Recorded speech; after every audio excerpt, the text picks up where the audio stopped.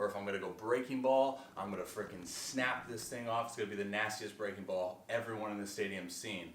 So what happens is you put more internal pressure on yourself to get a nasty, nasty, nasty pitch. And I think it goes without saying that, you know, if you're a pitcher, you know what happens when usually you try to be better than, you know, you are. And that's usually when you hang your breaking ball, or you don't execute the fastball, or you're 2 miles an hour slower than the previous fastball because you tensed up.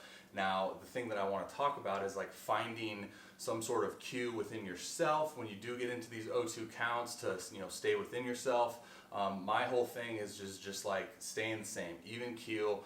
You know, every pitch is pretty much the same. I mean, obviously you can have the conversation of you're a starter or reliever, it's a little bit different, but stay within yourself. You know, what got you to that particular count was good enough to get you to that count. Now you just got to execute that pitch. Another thing that I want to bring up, and I talk about this a lot, is putting into practice your 0-2 situations, you know, your 0-2 pitches. I think a lot of the times as well as we get into our bullpen settings and we're just trying to fill it up, which is totally fine. I'm not saying don't do that, but if you're a guy, and I've been this guy a lot in my career where I'd get 0-2, 1-2 really good counts to get punchies, and I just wouldn't do it.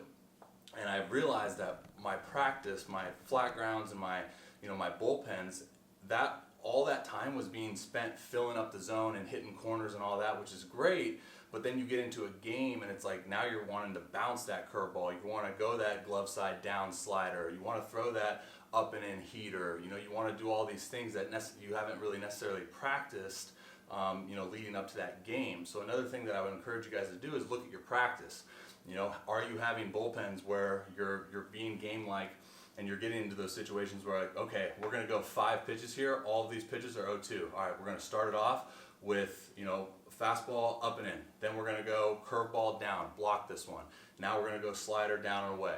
Now we're going to go 2-seam down and in on the hand. Like all of these things that that you don't, I think, necessarily practice in your bullpen because they're balls. You know, maybe you would need to start looking at and putting into your practice because, like I said, it carries over to the game. You know, it always does. So I would encourage you guys to look at your practice and see if there's any changes or adjustments you can get in there. And then from the mental side, man, is like keep your foot on the gas. And I think another component to this is we hear so much of the time, like, don't give up 0-2 hits. 0-2 hits are demonized, as they should be, dude. It sucks, you know? Like, you do your job to get ahead 0-2 and then you don't execute a pitch and you give up a hit. Like, you're bailing the hitter out, I get it. But that doesn't mean that we should take our foot off the gas pedal. We still stay aggressive, dude. I remember, love watching a guy like David Price pitch, and it was, you know, maybe not so much recently, I'm not dogging on him, but like that year he had with Tampa Bay, I want to say 2013, where it was like he was getting 0-1, 0-2 put away. Like there was no sense of, you know, putting his foot on the brake just to like make sure that his curveball or slider was in the dirt. You know, like he was still being super aggressive within the strike zone, and that's a really good testament to your stuff as well. If you have good stuff, man, like you should never, you know, play around on corners and stuff. And I know, trust me, I know 0-2, you don't want to give up hits, but I think the mentality of keeping your foot on the throttle and attacking guys no matter what the count is huge. So hopefully that helps, guys. As always, let me know if you have any questions regarding this topic. If you're someone that struggles with it, I know, like I said, I've been a guy that struggles with this topic a lot.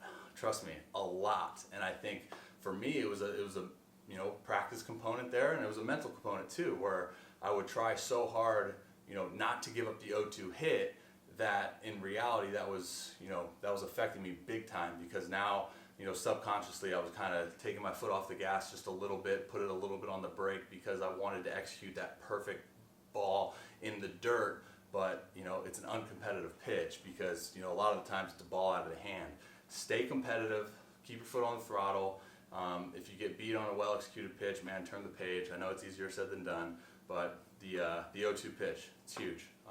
Stay aggressive, guys. Much love. Until next time. See ya.